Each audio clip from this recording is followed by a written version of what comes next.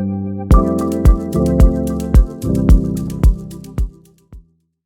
this video, I'm going to share some essential tips on how to increase your level of patience. If you've struggled with patience and how to cultivate it, I hope that this video is helpful for you. I recently read about a Harvard history teacher who every year her first assignment for her students is to go to an art museum and pick out one piece of art, whether it's a sculpture or a painting, and sit and observe that one piece of art for 3 hours straight. No cell phone, no bathroom break, nothing. Just sit and observe. Now, I don't know about you, but when I think about that assignment, that seems rather daunting. I'd love to know if that's something that you think that you would like to try. Go ahead and comment in the comments. Are you open to trying this exercise?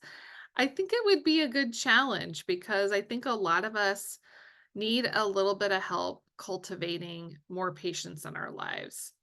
So I wanted to share some other tips on cultivating patience. There are many reasons why we should consider our levels of patience and try to improve them. One is that patience really helps us to make better decisions. It helps with our well-being. Our relationships are stronger when we are more patient with one another. So aside from sitting at an art museum for 3 hours, what else can we do to help foster our patience? One idea is to practice delayed gratification. So that would mean when your phone dings or buzzes, don't look at it right away. Give yourself a few minutes or give yourself a natural pause. So obviously, if you're talking with someone or in a meeting, you wouldn't want to look at your phone, but find a better time to sit down and look at that message or look at that notification when it's more appropriate. So it's that whole idea of if we delay the gratification, we are expanding our ability to be patient. Another way you can delay gratification is by maybe giving yourself a little treat, but at the end of the day. So it can kind of be like a little reward if you want for something that you need to accomplish. But again, that delaying of gratification kind of works on building those patience muscles. Another way to help with your patients is to have realistic expectations, especially in terms of other people.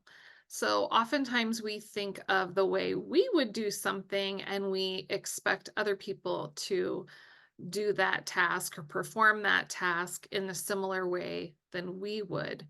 However, that's not realistic. So if we have realistic expectations, we're open to other ways of doing things. We will find ourselves having more patience when other people complete a task in maybe a little bit of a different way than we do. And lastly, another way that we can work on our patience is to practice mindful breathing. I know I'm guilty of holding my breath when I'm stressed. I don't even realize I'm doing it most of the time. And I know I read an article not too long ago about how a lot of us hold our breath while we're working on the computer. So that's just something to think about, something to be more aware of. But when we aren't breathing properly, that can increase our stress levels.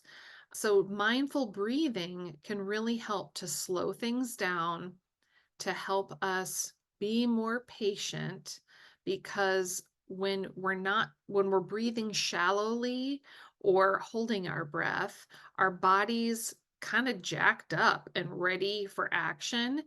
But if we mindfully breathe from deep in our bellies, have a longer exhale than inhale, that will help our parasympathetic nervous system to kick in, and we will find ourselves more relaxed and with an easier ability to be patient with what's going on in our lives.